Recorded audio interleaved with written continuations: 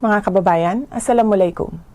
Ayon sa isang nagpakilalang testigo, may kinalaman umano ako sa Oplan Tukhang, sa Davao Death Squad, at sa mga insidente ng pagpatay o extrajudicial killing sa Davao.